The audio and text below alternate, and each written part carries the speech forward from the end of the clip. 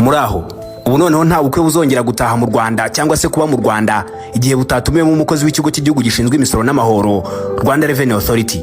Agomba gutumirwa kandi akicara ahantu heza aho ngaho muri ubwo bukwe, aho yitaruye ari kubasha kureba neza buri gikorwa cyose kibera muri ubwo bukwe, kuko nta kindi kizaba kimuzanye uretse gusoresha buri gikorwa cyose kiri kubera muri ubwo bukwe, kucyandika ndetse akamenya n'umusoro kigomba gutanga. Nuko bizaba bimeze. Ahubwo se ibikorwa bizasora cyane muri ubwo bukwe bizaba byitaweho ni ibihe? Ibi bizagenda bite? Muhawe ikaze muri iki kiganiro. Gene twirikiradu ikaze.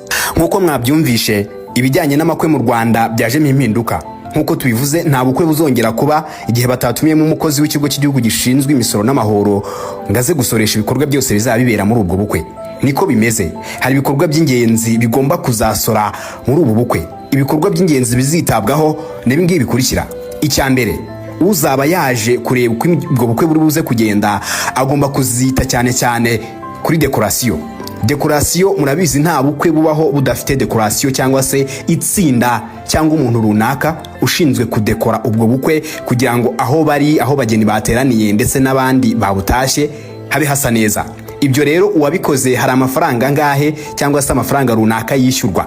Ayo mafaranga yishyurwa n'abageni cyangwa se abateguye ubukwe bayamwishyura. Ayo mafaranga rero agomba kuzajya akatwaho umusoro wa leta. Agomba kujya akatwaho umusoro wa leta. Uwo mukozi uzabura aho ngaho w'ikigo cy'igihugu gishinzwe imisoro n'amahoro, Rwanda Revenue Authority, agomba kuba ari aho ngaho rwose yitegereje neza uwakoze dekorasiyo uburyo bagomba kwishyuramo umusoro bitewe n'ayo bahembwe. Ikindi gikorwa rero kizarebwaho cyane. Ikindi gikorwa kizarebwaho cyane ni abacuranzi cyangwa se sonorization system. Murabizi neza ko nta bukwe butagira abacuranzi, sonorization. Babandi baba bari gucurangira ubukwe bashyiramo turirimbo, abishima bakishima ndetse n'abageni bakabyina. Abo ngabo nabo bagomba kuzishyura imisoro, kuko akenshi abashinzwe sonorization nabo burya hari amafaranga baba bishyuwe. Ayo mafaranga bishyuwe rero agomba gukurwaho umusoro wa leta. Uwo mukozi uzabura aho ngaho azaba ari kureba uburyo yakata umusoro wa leta kuri abo bantu bazaba bakoze ibijyanye na sonorization. Ikindi kigomba kuzitabwaho kivugwa ni abatanga amafunguro. Hari abantu bamwe na bamwe bakoresha ubukwe ntibitekere, ahubwo bakaba bafite nk'ibigo runaka cyangwa se amaresitora runaka cyangwa se amahoteli runaka ari buze kubakira cyangwa se akanabatekera. Ugasanga bakodesheje hoteli, bakodesheje resitora runaka, bakodesheje ikigo runaka kiri buze kubatekera muri ubwo bukwe bwabo. Icyo kigo byanga bikunda kiyishyurwa, kikishyurwa n'uwakoresheje ubukwe. Ubwo rero icyo kigo kigomba gutanga imisoro kubera ko kiba cyishyuwa amafaranga mu gukora ibyo byose. Hari abandi bazitabwaho, ni abandi bose bagize uruhare muri ubwo bukwe, harimo nk'ababyinnyi. Bingwa ngombwa ko bakodesha umubyinnyi cyangwa se umuririmbyi. Uwo muririmbyi cyangwa se umubyinnyi uri muri ubwo bukwe agomba kwishyura amafaranga y'umusoro kuyo yahawe kugira ngo aze kugira uruhare muri ubwo bukwe.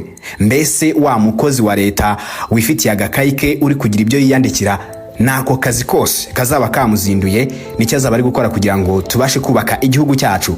Igikurikiyeho kandi hari abandi bagomba kuzarebwaho, abantu baba MC mu bukwe. Murabizi neza ko nta bukwe butagira MC. MC nawe ntagaba yazi aho abari gukorera amafaranga muri ubwo bukwe. Ayo mafaranga MC yahawe cyangwa se aba MC bahawe n'abandi bose basa nabo, harimo abasaza, harimo abavuga amagambo agiye atandukanye ariko bibonwa ko abo bayavuze bishyuwe. Abo ngabo baba bagomba gutanga umusoro kuri leta mukeya rwose ariko ugatangwa, kuko nabo rega ngo baba ari abakozi bikorera. Ikindi ni abageni.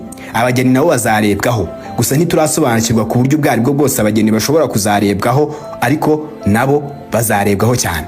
Icyakora nubwo uwo mukozi wa RRA azaba yicaye aho ngaho kandi ari kugenzura ibijyanye n'imisoro, hari ibyo atazegenzura, cyane ibizaba biri gucuruzwa muri ubwo bukwe kandi bigaragara ko aho byavuye biba byarasoze. Murabizi nka za Bralirwa zirasora n'izindi nganda zose zikora ibinyobwa zirasora. Bityo rero ibinyobwa bizaba biri muri ubwo bukwe bivuze ko bitazasora kubera ko aho bizaba byaturutse bizaba byasoze. Ariko indi serivisi yose iri gutangwa muri ubwo bukwe itagize aho ihurira n'umusoro igomba kuzatanga umusoro. nuko nguko babivuga. Hari umunyamakuru umwe mu Rwanda wagerageje kubaza ibijyanye n'iyi ngingo y'uburyo amakwe agomba gusora, ariko umwe mu bayobozi b'u Rwanda Olivier Nduhungirehe yamusubije, yamubwiye ati rwose hari abantu benshi bakora mu bukwe kandi baba bigenga nk'aba MC n'abandi, bariya tubafata nk'abakozi bigenga. Abangaba rero bagomba gusora kuko hari abandi bakozi tuba dufite mu Rwanda bigenga, harimo nk'abalawyers, ubwo ni abanyamategeko, aba architect, ubwo aba consultant ndetse n'abandi. Abo ni abakozi bari mu Rwanda bakora akazi kabo ku giti cyabo, bakagakora ahantu runaka cyangwa se bakagakorera umuntu runaka ariko bagasora. None rero ubwo ngo ni gute aba MC, ni gute abandi bagize uruhare mu makwe, abaririmbye, ababyinnye, bakoreye amafaranga batagomba gusora, ngo kandi uwaciye imanza, uwaguciriye urubanza wowe yishyuye umusoro? None ni gute wakuririmbiye wagize uruhare mu bukwe bwawe atakwishyura umusoro? Wabitekereza ukumva ku ruhande rumwe nibyo.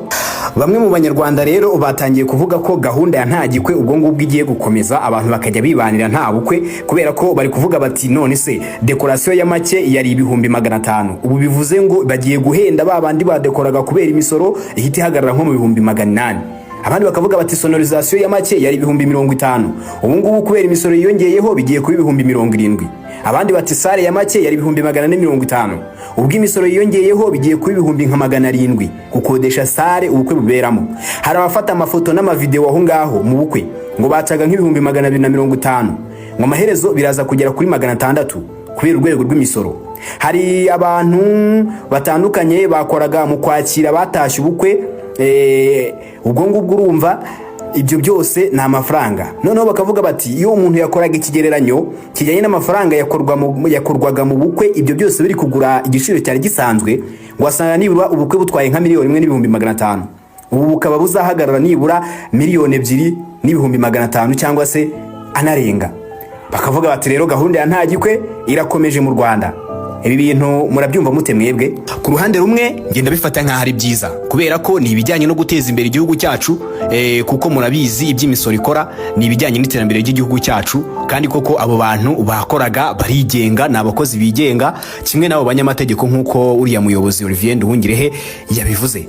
Ariko ku rundi ruhande hari abantu benshi batakoraga ubukwe kubera ubushobozi, n'ubundi baraje bavuge bati noneho byabaye ibibazo, noneho bari gusoresha, noneho bagize bate, usange babigize urwitwazo, n'ubundi usange ubukwe ntibukibaye.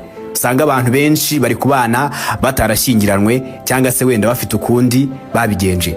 Urumva ku mpande zombi, ariko byanga bikunda iyo leta yicaye igakora ibintu iba yabitekerejeho, iba yabonye ko ibyo bintu ari ngombwa, kabone nubwo ku mpande zombi abantu bamwe baza bavuga bati bisibyo, abandi bakavuga ati ibi nibyo.